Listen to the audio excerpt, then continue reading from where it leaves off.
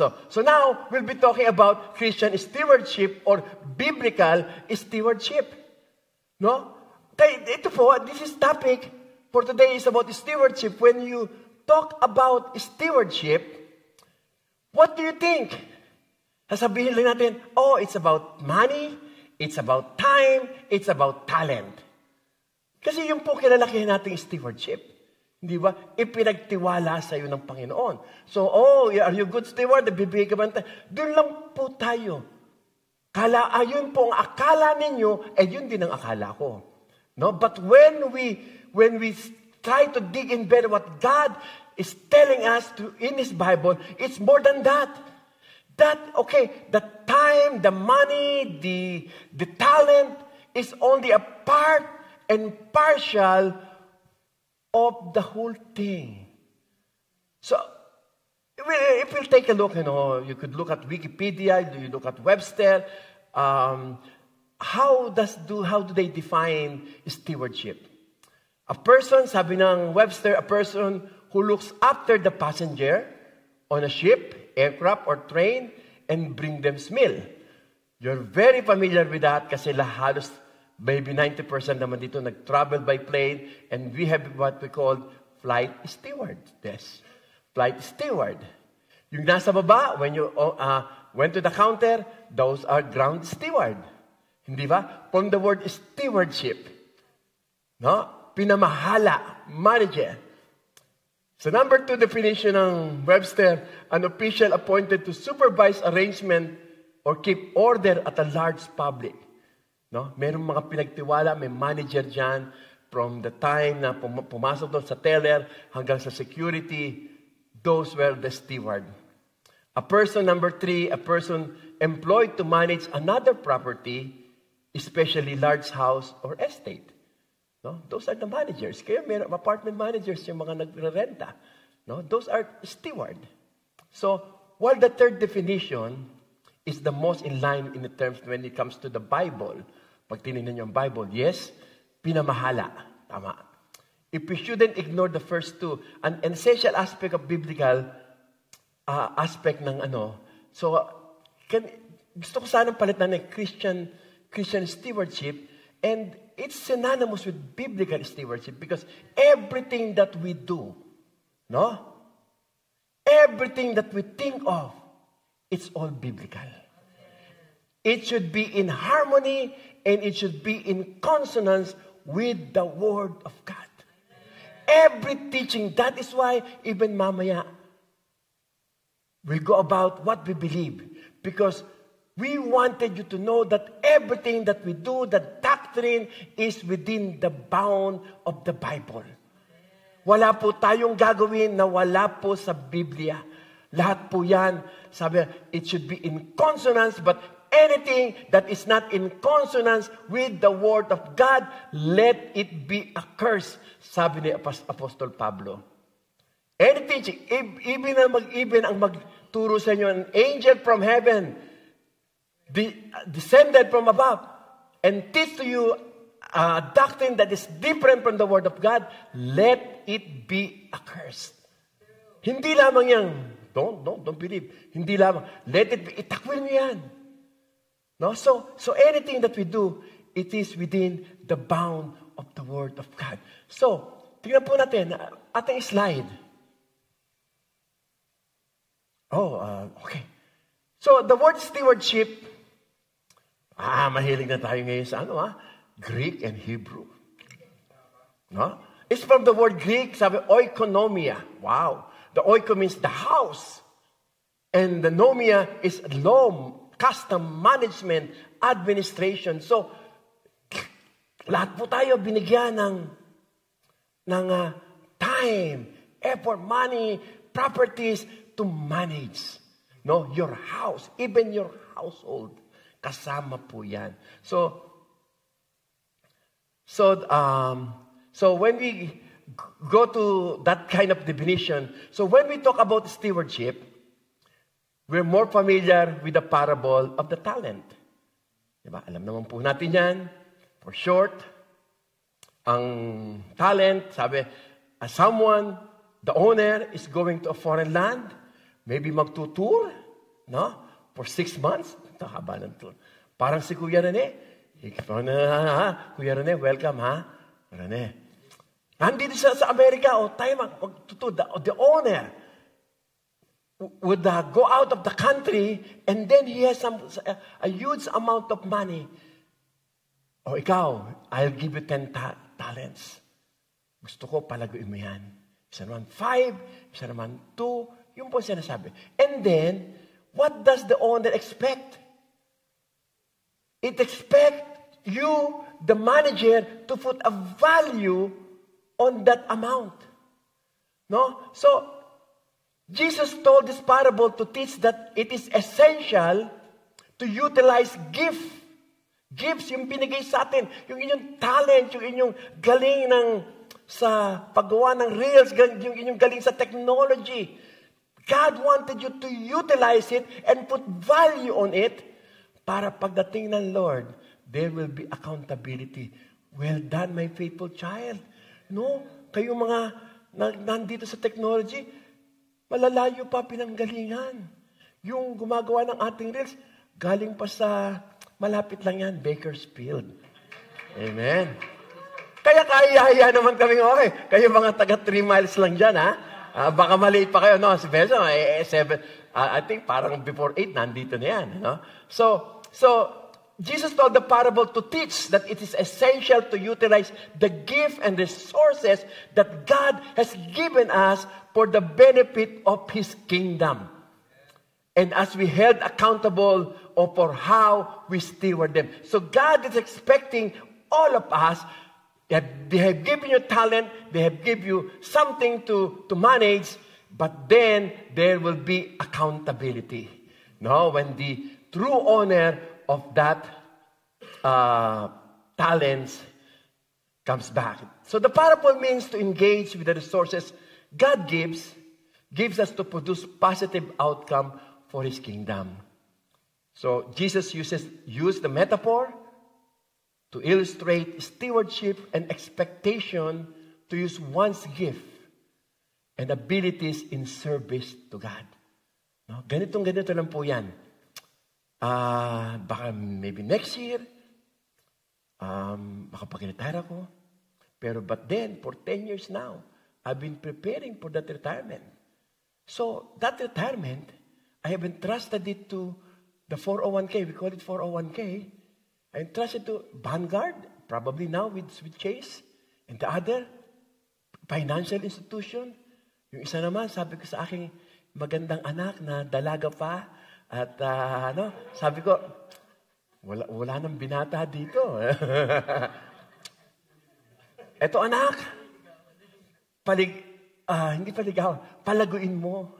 Palaguin mo ang aking retirement na ito. It's a small amount, and whatever happens, it happens. Kasi naman yan, mga parang expendable na. Pero what do I expect from this financial company? I expect them to add value on my retirement account. No? They will be held accountable. Bakit bumagsak? Bakit, I want them to put a value on that. So, more often than not, when we think about good stewardship, we think how to manage our finances and our faithfulness in paying tithes. Andiyan naman ako, kumakanta naman ako. No. It's more than that. Akala natin yun lang. But as we're beginning to see, it's much more than that. In fact, more than just management of our time. Our possession. That includes our environment. The people around. May pinagtiwala sa atin ng Lord dyan. There are people that are lost. Hindi natin kilala. There are people that are hurting. May pinagkatiwala sa atin. You got to put value on that people. No? Even our health. So stewardship is our obedient witness to God's sovereignty. Yun po yung witness na how we manage our time and possession and the people around us and ourselves and our health and everything. That is a witness of how we love God. It is what motivates the follower of Jesus Christ to move into action. Doing deeds and that manifest and believes in Him. Yan ay evidence na mahal mo nga ang Lord. So si Paul's stewardship involved proclaiming that which was entrusted to him. Sa kanya, preaching of the gospel, even unto death. Kahit patayin siya, I'll go to Jerusalem. I know that I may be killed, murdered in Jerusalem, pero he has to go. That's how we love God. So, tingnan po natin mga kapatid. This is the premise. This should be the number one that we have to put in our mind when it comes to stewardship. In the beginning, God created the heavens and the earth. Ano kinalaman ng first verse ng the Bible? Ano kinalaman niyan sa stewardship? In the beginning, God created. As the Creator, God has the absolute ownership over all things. Nothing else in the Bible, including teaching about stewardship, will make any sense. Lahat po yan wala. Kapag hindi tayo nag-start that God owns everything that we have. Will make a sense only, sabi ka, if we miss the fact that God is the Creator and has full right of ownership, that includes all of us, it is God who established, di ba? Tingnan nyo, this is my life. No. It is God who established the number of your days. Hindi sa'yo yan. Hindi ikaw may control niyan. No? Let me give you several verses that God, is in control, and God, and the source of everything that we have is from God. The land is mine, and you are but aliens and my tenants. Lord, parang sakit naman yata. Kayo ang boss, tas kami, lang dito? Immigrant lang. No, the silver is mine and the gold is mine. Andiyan po, declares the Lord. Hey, guy. For every animal of the forest is mine, and the cattle is, and the 1,000 hills is mine. I know every bird in the mountains, and creatures of all the field are mine. If I were hungry, I would not even tell you. For the world is mine, and all that is in it. Lahat ng nandun sa mundo na yon. Lahat ng element sa buhay po natin, including our health, it belongs to God. No? So the earth is the Lord and everything in the world and who live in it. Who has claim against me that I must pay? Kung minsan, minsan ang tao, lalo na ang taong malayo sa Diyos. Marami siyang question. Kung talagang totoong may Diyos, bakit nangyari ito? No? Pero as a Christian, we don't ask God why. We ask Lord, Lord, what do you want me to do? Ito na po ang sitwasyon. But Lord, what do you want me to do? Kaya nga po mga kapatid, sabi dito sa huli, to the Lord your God belongs the heaven, even the highest heavens, the earth and everything in it, no? And to miss, starting from here, that everything that we have, what we are, and what we will be comes from God. If we miss that point, that everything comes from God, everything will not be in alignment. Kasi we have to start with our alignment with God, that He owns everything that we have. No? Tingnan niyo po, ito sana ang aking susuot, pero hindi ako pinagsusuot na ng long sleeve. Tingnan niyo po, ano pong problema dito sa shirt na ito? Hindi gusot lang. Mali ang butones. That's how, kumisa. Kaya hindi ako pinagsusuot na ng may butones. Shirt, t-shirt na lang, no? Pero hindi sila kaya gusto kasya sa akin. Hindi, So, the point is, if the first button is misaligned, whatever you do on the next button, it will still be misaligned. No, if we have a wrong concept that God owns nothing, tayo may control. No. Wala pong every teaching in the Bible. It should start that God owns everything in this life. The same is true with this button. If the first button is misaligned, the rest of the button will be misaligned. Kita niyo po? So even in all the teachings that we have, it should start that everything belongs to God. It is through our ability to grasp this kind and embed it in our heart that the doctrine of stewardship may only be understood that through the teaching that everything belongs to God. So the biblical doctrine of stewardship defines men's relationship with God. Gaano tayo, sabi ko nga parate, how are you related with your God?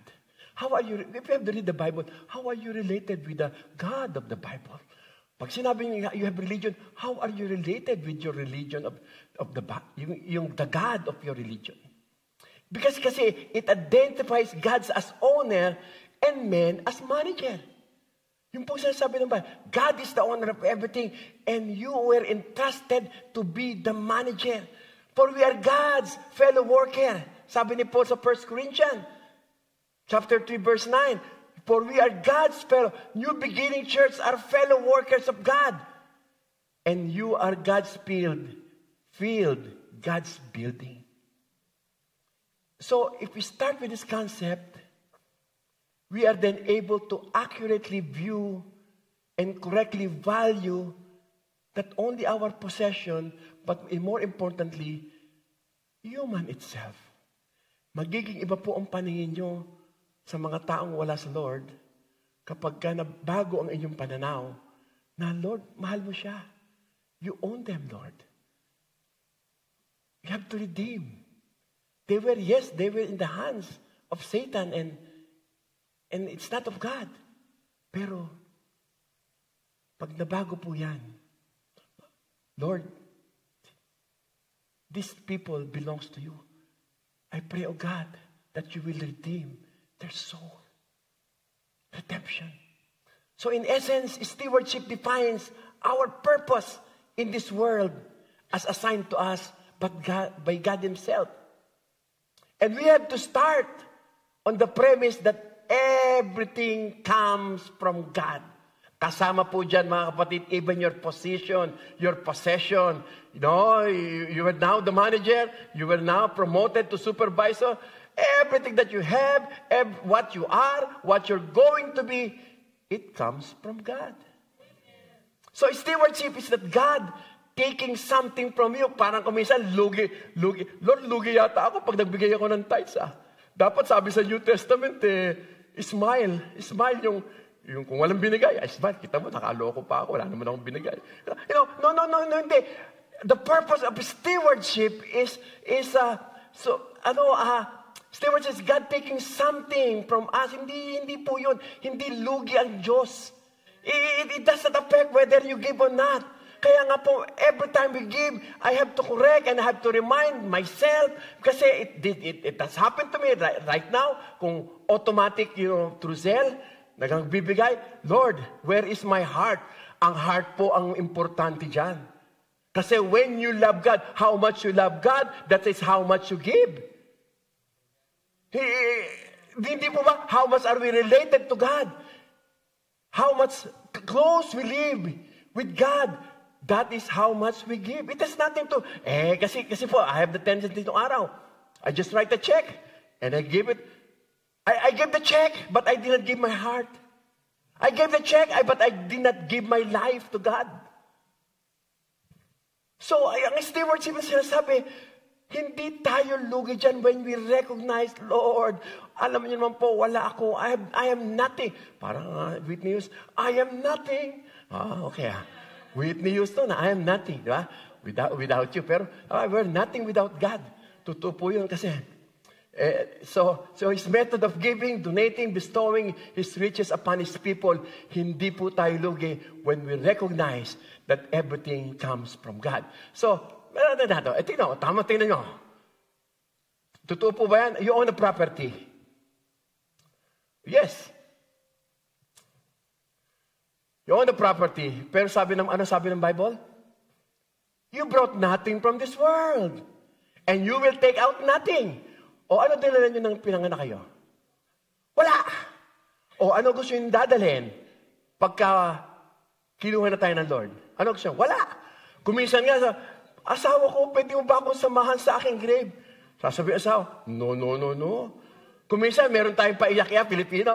Nako, Pedro, bakit mo ko iniwan? Gusto ko sumama sa'yo. O sige, sama. Hindi, wag. Ayaw para, walang sasama sa'yo. You brought nothing to this world and you will got nothing. Wala kayong dinala dito, wala tayong dinala dito. Kaya sa anong property pinagsasasabi mo? Pwedeng yan kunin ng bangko, pwedeng magkaroon yan ng lien, pwedeng masunog, pwedeng magkaroon ng earthquake. Mawala po lahat yan. That is not your property. It belongs to God. You are just the manager of that property. So let God be involved with the property that you have. Lord, I thank God for this property. Lord, I pray that I should manage it well. You protect it from all forms of evil. And that glorifies God. Oh, di ba? So ano ba sasabihin natin? Oh, I was promoted. Ang galing ko talaga. I own the company. Ang galing ko talaga. Anong magaling ang pinagsasasabi mo? Sabi ng Deuteronomy, you shall remember the Lord your God, for it is He who gives you power to get wealth, that He may confirm His covenant, His word to your fathers, and as it is today, it is God who gives you the wisdom, the knowledge. It is God who gives you the strength to get He gave you the power to get wealth. Diba? So ngayon, ano yung pagmamalaki mo? No? Nothing. Promotion, the Bible says, comes from God. Ano pa? Oh, these are my, di ba wordings natin yan? Biologically, these are my children. Tama. But don't you know that children are heritage from God? Pag hindi tayo binigyan. So children are gift from the Lord. Hindi po ba? And the offspring are reward from Him. Kaya sasabihin, anak ko to, walang pakialam ng Diyos sa pagpapalaki ko. No. Ang sabi ng Lord, teach the way. Train up the child on the way he should go, for when he's old, he won't depart from it. The concept here in America, no, at the age of 18, he would have the choice. No. Ninakaw na ng Lord niya. Ninakaw na ng kaawayan by the time. So ngayon pa lang, you protect. Yung mga may bata, you protect your children. Lord, give them, remember, even though they are in a Christian school, lumaki po sila sa Christian school, pero sabi, Lilibet, Lord, you give them, Lord, friends that is fearful of you, Lord. Surround them by children with friends, oh God, that is fearful of you. They are in a Christian school, yes, pero hindi lahat sa Christian school, Christian. Hindi po ba? The children must be protected. Kaya, you cannot say, oh yes, this is a God-given, that this child is from the Lord. No? Kaya, we are just the manager. You do it well. Ito pong malungkot.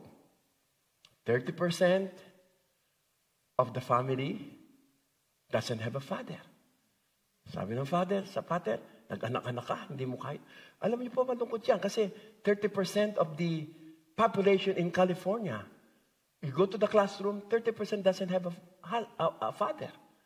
So there are, in stewardship, 30% are bad fathers. 70% may or not be we were saying there is a father, but can even say, are they good steward? Di ba? So, malungkot po yan. So, you cannot say, oh, yes, biologically, these are my children. Again, this is my life.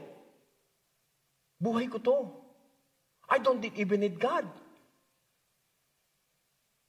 Masaya na ako sa buhay ko. Hello? God can take that life away from you anytime. And whatever we do now, I was in urgent care yesterday. So, that's an asthma. Do you have an asthma in the family? Did you smoke when you were young? No, I never smoked. Why are they investigating that? Even kasi there is a consequence. God is telling you, you take care of yourselves. Hindi po ba? You take care of your diabetes. God has given you knowledge. You take care of yourselves. You exercise. You be on diet, on whatever. Kasi there is a consequence. That is stewardship. Taking care of yourself is being a good steward. Hindi po ba? Kasama po yun. Money doesn't involve, pwede sa gamot, pero it's not about money, it's not about possession, it's about your health. But God, I've been wearing this eyeglass maybe for the last 40 years, and prior to this, sabi sa akin, Lester, you are a temple of the living God. And if anyone who destroys the temple, God will destroy it. Kasi, kuminsan nagbabasa ako na mali ang ilaw. My mom has always taught that, no, tama ang ilaw kasi masisira ang mata. Hindi ko pinapansin yun. I'm not a good steward. And in fact, wala pa naman ang alam sa Bible, pero we grew up with that, na kailangan maayos ang ilaw. But I never listened. No? So there is a consequence. But sometimes naman, you have done everything. No? And you have the genes, you have the protein in the body that triggers it. That's no problem. We just have to do what we have to do. Doon sa may magagawa, gawin natin. Doon sa walang magagawa, give it to the hands of God. So, ano ba po? So that's my life, no? No, that's not your, that is the life that was given to you for the meantime by God. Hindi po ba? So this is my body. Say, I could do it like yung mga abortionists. This is my body. I have the right to kill the baby. No. That is your body, then you could kill yourself. No. That is the body that was given to you by God, and you are only the manager of that, you're only steward of that, and what you have to do is to put value on that, and let God be glorified. Di po ba? So, then God, ano pa po? Then God, kapag sinabi mo, this is my life, no. The Spirit of God has made me, and breath of the Almighty gives me life. So, it is God who gives us life. That is not your life. Nakukuha niyo po ba? Di ba sabi, it is Acts 27, my favorite, Acts 17, that's my favorite. It is God who established the number of your days. Bakit ko po paborito yan? Kasi po, I work in a place where there is always statistics. You have 6 months to live. 65% could not make it at the age in 5 years' time. Yes, sabi ko parati ko, yes, that is a statistic, but God can beat that statistic. You can beat that statistic with faith. With faith in God, in trust in God. Yes, I do not say that's not correct. That is correct. That is accurate. That is scientific. But God can do and perform miracles in your life because it is God who gave you the breath of life. Diba? Kaya do you know that your body is a temple of the Holy Spirit within you? Whom you have from God. Okay, diba? Galing sa Lord, whom you have from God. You are not on your own. For you were bought with a price. God owns you because you were bought by a price, by the blood of the Lamb. Make it a little bit, number 2. We have to ask ourselves, is the owner of that property, your money, your time, your health, your life, your breathing, is the owner satisfied with what you are doing right now? When it comes to time, is the owner of the time, which is the Lord, and you have an appointment at 9 o'clock, is the Lord satisfied or glorified with the time that God has given you? Are you excited to serve God? Are you excited? We all have 24 hours. No, if I would have an interview at 9 o'clock, the day before, if I would have the examination at 8 o'clock in the morning, and whatever appointment, kumisa niya, dadaanan ko pa the day before. Because I'd like to make sure that I would be there maybe 1 hour to 15 minutes to 1 hour. I'd like to be there early kasi that is an appointed time. If I would have the interview, I will be there ahead of the interviewer. Why? Because that time is important to me. I want the owner to be satisfied. The money. Yes, you give tithes, and 10% is for the Lord. And is it 90% for the devil? Hindi yata. It's 100% for God. When you buy your toothpaste and you bought your gas, that is for God. Kasi, Lord, gusto ko pong may gasolina kasi baka malate naman ako pag nawala ng gasolina. O, di ba? So even the time, the money, it belongs to God. Kaya ang tanong po, is God glorified dun sa ating time? Is God glorified dun sa money na ibinigay sa atin ng Lord? Is God satisfied sa talent? Marami. And now, we're trying to discover, ang dami pa ng talent ng New Beginning Church. Marami pang gagamitin ng Lord. Ayaw palang paggamit yung iba. Hindi po ba? So this is time. Marami pa. Sabi niya, Lord, gamitin mo po ako. Or, wag naman natin pagpe-pray na, Lord, kunin mo na po ako kasi, hindi mo, no. There is a time for that. Kukunin tayo ng Lord. Pero, each of us, God has given a talent. Obedience. Attitude and character. Take a look at obedience. Is the Lord satisfied? Is the owner of your life satisfied with your obedience with God? When you look at the Bible, akala natin, ito lang, sabi, Pastor, nagpipray naman ako. Yes, ilang time ang binigay mo sa prayer?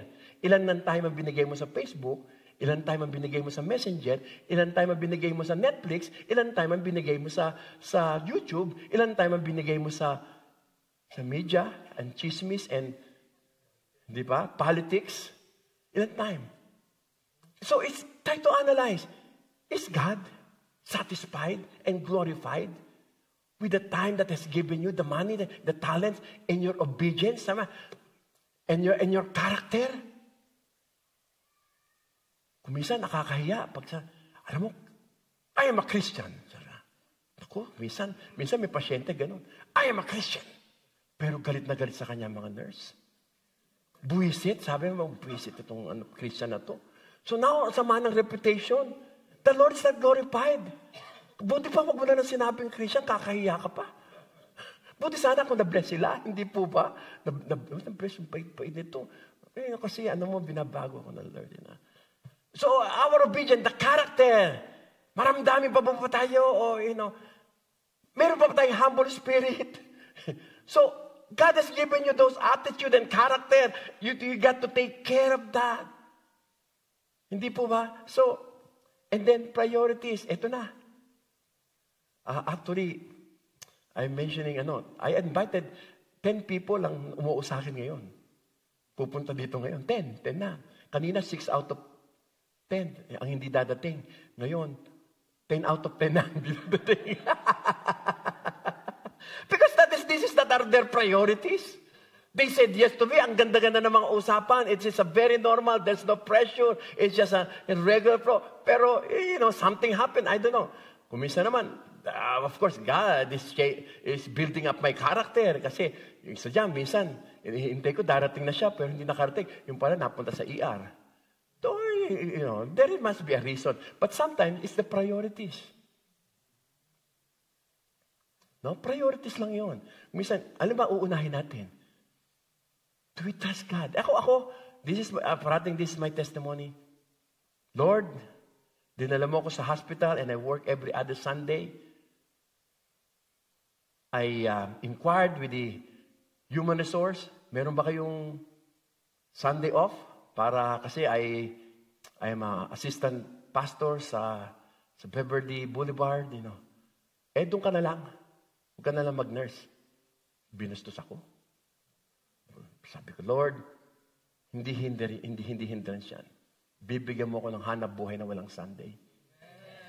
Bibigyan mo. And in 9 months, nagpaalam ako, sabi ko sa team, tinanggap po ako sa isang office. Dong, saan ka pupunta? Office lang po. Hindi ko masabi. Anong gagawin mo sa office? Chemotherapy ko, mag-infuse. Ha? Tinanggap ka? Bisaya pa yung akin. Tinanggap ka, Dong? Para bang, it is a miracle na tinanggap ako ng Lord sa place na yon. It's a miracle. Na in 9 months, tinanggap ako sa So, God will give you the desire of your heart. So, what is your priorities in life? Kung minsan, every conflict that we have, ang last resort natin, okay, pag hindi ako nagutom sa McDonald's, baka makarating ako sa church niyo. Hindi po, pag walang birthday, alam mo kasi conflict yan eh. May birthday sa Sunday. May binyagan sa Sunday. I don't know, sabi ko, you will be accountable to God. Hindi ba? Pwede ilis yan. Bakit ang presence worship yun nakakarating Sabado, Linggo? Hindi po ba? It's about priority. God has entrusted you. Anong yung priorities in life? So, ang tanong yun sa sarili natin, mga kapatid, is the owner satisfied? Ako po, pag nasabihin ko, Lord, hindi po kayo satisfied sa aking buhay. So, I'd like to be prayed for by the congregation mamaya. Kasi, gusto kong umangat sa Panginoon. Gusto kong, na pag kinuha ko ng Lord, sasabihin, well done, my faithful child. You give priorities sa akin. You give your time. Hindi naging hadlang na nagtatrabaho ka. Just like Paul, he's a tent maker. Hindi naging hadlang. So whether, ang rule dyan, mga kapatid, whether we eat or we drink, whatever you do. Ano po yung whatever? Kahit anong okasyon, kahit anong kalaban ng Lord, whatever you do it for the glory of God. Lord, nag-aaral po ako. Alam niyo ba, ang daming nag-testimony. Hindi, dapat tayo mag-aral, dapat mag-board exam, dapat lahat. Pero nung inuna nila ang Panginoon, those are their testimony, pinagpalas. Kami nililipit, when 3 na naging aming anak, hindi na kami nagsa-Sunday school. Late na kami. Pero when God talked to us, alam mo ba yung hadlang na sinasabi mo, Esther? Alam mo ba, lilipit yung hadlang na sinasabi mo, tayo yung 3 anak mo? Pag yan ang inalis ng Lord na hadlang, mas mahirap po yun. Mas mahirap ang walang anak. At kinuha ng Lord ang anak, ang hadlang. Pag sinabi natin, hadlang kasi yung aking anak, kasi kaya hindi ako makarating on time. No. Pag kinuha ng Lord ang hadlang, mas mahirap po. Kasi po, may hanap buhay ganito eh. May choice ba o wala? Pag meron choice, bakit mo kinuha? That's not your priority. Pag walang choice, you pray na magkaroon ng choice. Meron ako nalalaman dyan, pinaglaban niya, sinabi niya, hindi po ako pwede ng Sunday. Sinabi niya po yun, hindi po ako pwede ng Sunday. Merong Sunday siyang nagpalit ng management. Hindi, usapan na po yan, the last management, usapan na yan na wala akong Sunday. I have to be in the church. No? So, whatever you do, work heartily as for the Lord and not for men. Knowing that from the Lord, you will receive inheritance as your reward. You are serving the Lord Jesus Christ. Kaya po, lastly, number 3, how are you related to the owner of your time? How are you related to the owner of your money? How are you related to the owner of your possession? Ano po ba? We are the manager, yes. Are we a good steward? Pero kung minsan tatanong natin, alam niyo po ba kasi, bakit tatanong, how are you related? It's not about, yes, you are the manager and He's the owner. God is the owner. Pero how are you related? How close you are? Gaano mo siya kakilala? Kasi po, everything that we do in this life is a reflection of how much we love God. Ganun lang po yun. How much time we spend in prayer? How much time do we spend worshiping God in our free time? How much time? What kind of priorities that are we giving? These are all the manifestation of how much we know God is. Kapag malayo tayo sa Diyos, wala po tayong ma-expect. We would even, ito po there are people who question the tithes. Ang nag-question po, nakita ko. Hindi wala po sa new beginning. Ang nag-question yung hindi nagbibigay. Baliktad, yung nagbibigay, walang question, pero yung hindi nagbibigay, nag-question. Sabi nga sa akin, this is an experience. Kaya lang naman po kayo nagbibigay kasi meron po kayo. Siguro kaya ka wala, hindi ka nagbibigay. Hindi po ba? Kasi we are banking on the promise of God. Na hindi tayo pagkukulangin ng Panginoon. It's not only about money. God will give His reward to us in terms of family, in terms of love, in terms of joy, in terms of peace, in terms of everything that we wanted for. So, the question is, how are you related with the owner? Gaano ba kayo ka-close? Alam niyo po, ito even sa employee, uy, kadikit ko yan si Sir. May mga ganun yan may mga sip-sip-sip-sip, hindi po ba? Alam mo, niregaluhan pa nga ako yan, kaya niregaluhan ko rin siya. I want to, even tingnan nyo if you have a close relationship with God, even at work, you have to do your best over and beyond. You give an extra miles, not because of the people, not because of your boss, not because of your promotion. It's because you're knowing God and you love God. You know that God is your true employer. He's watching you, even though your supervisor doesn't see you, but you do your best for God. Kasi you know that your true employer is not the place of your work, but it is God. Hindi nakikita na inyong mga inaalagaan. I've seen those. Sabi ko, I have a place na I did not last for 9 days. There is heaviness in my heart. Lord, tingnan yung tinuturo sa akin. Medpass lang, medpass. Pero sabi ko, huwag mo nang bigay yan. Protein lang naman yan And it broke my heart. Lord, ganito bang gagawin ko dito? Puro pandaraya. Dadayain ko na lang para lang matapos ako sa trabaho. I said, no, hindi ako, there's heaviness and it took me 9 days and I have to go. No, so notably, in the writing of Paul, and sa kanyang oikonomos or stewardship, it's the fully significant that Paul sees the responsibility for preaching the gospel. Kasama po pala yun. God entrusted you to preach the gospel. God entrusted the new beginning church to be a blessing to the community, to meet the need of the people. People that needed the Lord. Yung kinanta natin last week. People need the Lord.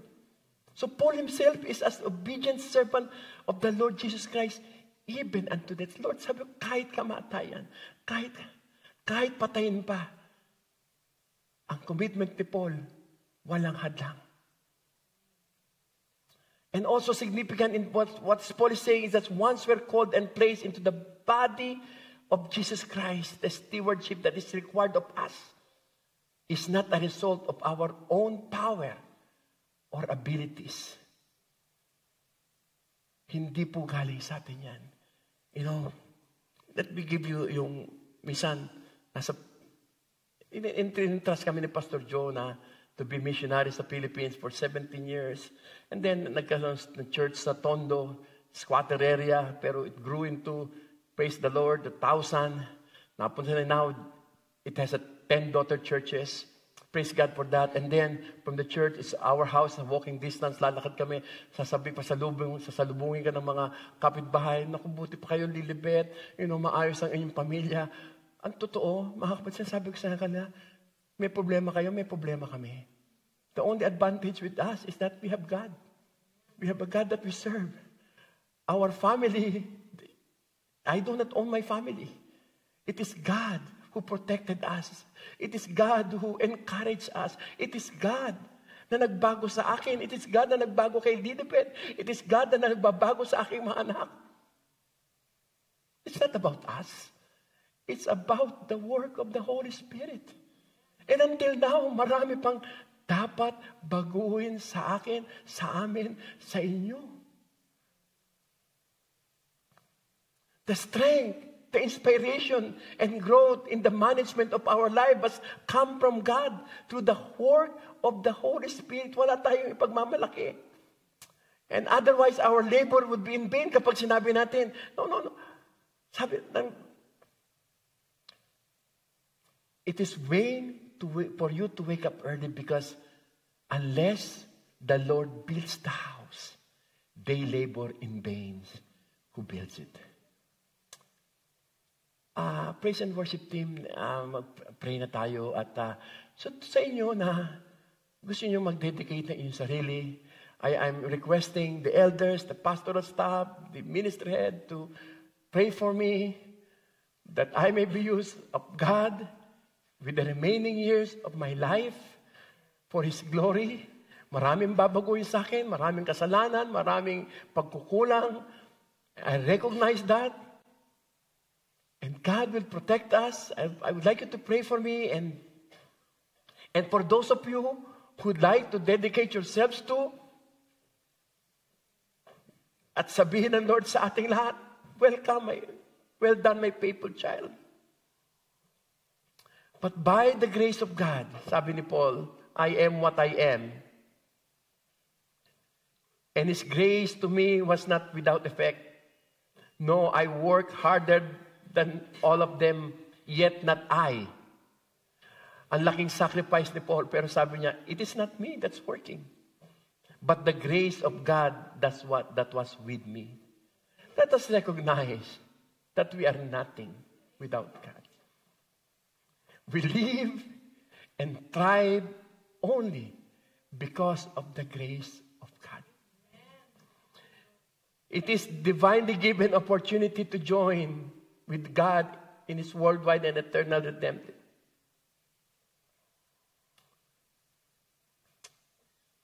Alam niyo po, if a person accepted Jesus Christ as his Lord and Savior, what was involved? When God said you have to give your life for God, God has given everything to you, but you have to give your life to God. What was involved? Ano po involved? Lord, you have to take care. And I give to you, Lord, everything that I have. Talaga? What do you have? The money belongs to you. Talaga? Sabihin ng Lord, okay, amin ha. Meron pa ba? Oh, meron kang time deposit. The time deposit belongs to God. Meron pa ba? Yes, Lord, meron ka kung anak at asawa. Oh, sa Lord yan. Hindi yan sa'yo. Lord, I have strength. I have time. Kapalit ng salvation mo, you have to give everything, your time, your money, your talent. It belongs to Lord Jesus Christ. Ano pa? Ano pang meron ka? Property. That belongs to God. That belongs to Jesus Christ. It's not yours. Ano pang meron ka? Kaibigan, David. You have the church. The church belongs to God. It does not belong to your pastor. It does not belong to any one of you. It belongs to God. Hindi yung pag-aawayan yan. It belongs to God. Oh, may sasakyan po ako, Tesla. It belongs to God. It's not for you. Hindi sa iyan. Pero alam mo, anak, because you have dedicated everything that you have in your life, I give it back to you to manage properly for the glory of Jesus Christ, for the expansion of God's kingdom, for the expansion so that people may come to know the Lord. I give everything back to you. You manage it well. You manage it for the glory of your Lord Jesus Christ, who will come back and you will be accountable for every penny, for everything that you have, for every seconds that you have. You will be accountable. And the goal of New Beginning Church and all of us is that one day, somehow, somewhere, sometimes, we are going to meet God, and God would say to each and every one of us, well done, my faithful child. Alam niyo po ba, there is a great question. What is the distance between heaven and hell? Sabi, Lord, it's about east and west. What is the distance between obedience and disobedience? That is immeasurable. What is the distance between, a good steward and a bad steward? Sabi, immeasurable. Pero sabi sa akin, I found out, there is a 14 inches difference between heaven and hell. Kung mapupunta sa impyerno ang tao o mapupunta sa langit, there is a 14 inches difference between your goods, that you will become good steward, bad. Ano po yun? Ano ba yung 14 na yun? How do you measure the 14? It's about your head and about your heart. You may know everything and every word and everything that it says in the Bible, but if your heart is not there and you did nothing with what you know, God says you be humble and you become proud. God says, love your enemy, and you did not. There is a 14 inches difference between the head and the heart. That will make a difference at New Beginning Church, and that will make a difference in the world that we live in. That will make a difference in the Burbank, where God has placed New Beginning Church, and it will make a difference in the state of California. It's the heart that will make a difference. So the ultimate question is, am I still the Lord of my life? Or I'm giving up everything 100% for God? The answer lies in your heart and in your hands. Let's all stand.